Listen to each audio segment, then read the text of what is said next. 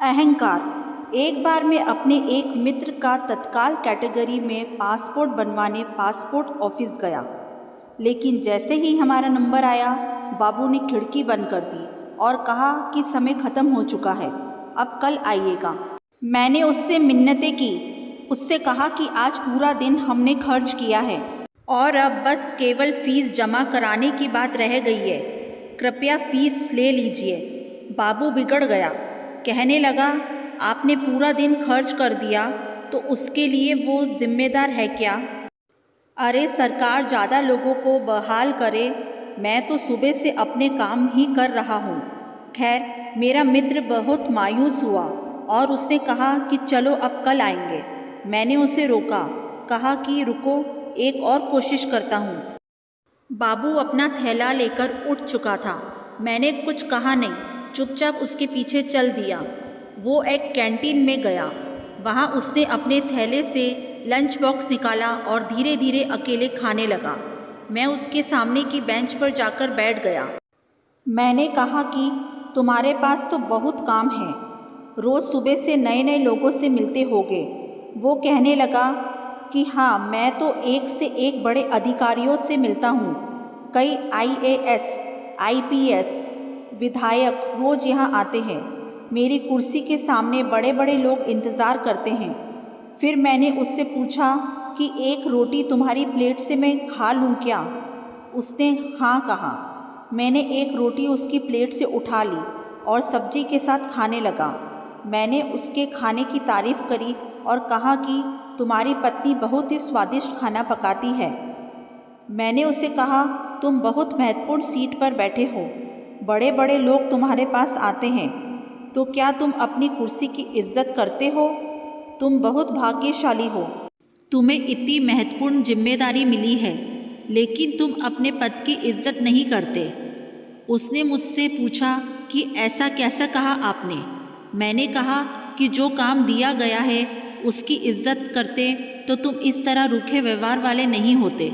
देखो, तुम्हारा कोई दोस्त भी नहीं है, तुम दफ्तर की कैंटीन में अकेले खाना खाते हो, अपनी कुर्सी पर भी मायूस होकर बैठे रहते हो, लोगों का होता हुआ काम पूरा करने की जगह अटकाने की कोशिश करते हो, बाहर गांव से आकर सुबह से परेशान हो रहे लोगों के अनुरोध करने पर कहते हो सरकार से कहो कि ज़्यादा लोगों को बहाल करे।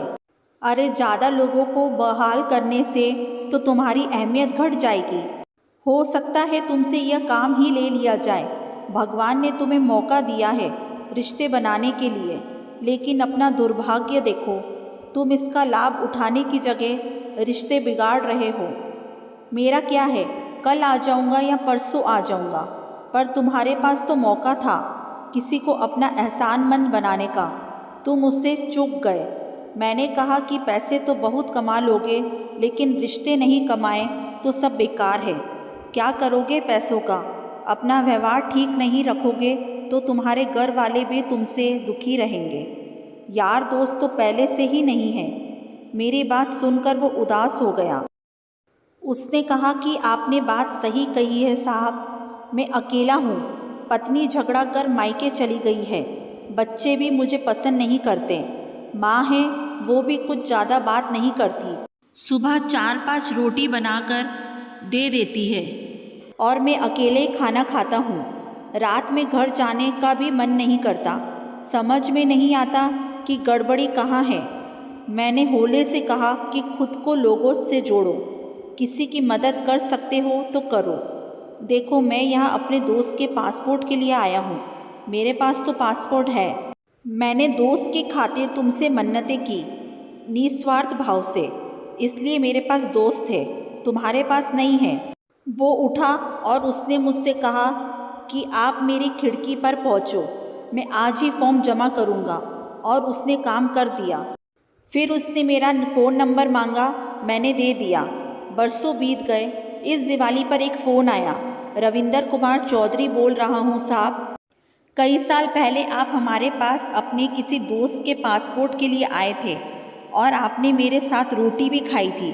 आपने कहा था कि पैसे की जगह रिश्ते बनाओ। मुझे एकदम याद आ गया।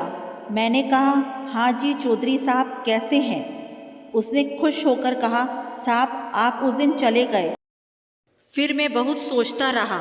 मुझे लगा कि पैसे तो सचमुच बहुत लोग दे जाते हैं, लेकिन साथ खाना खाने वाला कोई नहीं मिलता। मैं साहब अगले ही दिन पत्नी के मायके गया, बहुत मिन्नतें कर उसे घर लाया। वो मान ही नहीं रही थी। वो खाना खाने बैठी तो मैंने उसकी प्लेट से एक रोटी उठा ली, कहा कि साथ खिलाओगी। वो हैरान थी, रोने लगी, मेरे साथ चली आई, बच्चे भी साथ चले आए।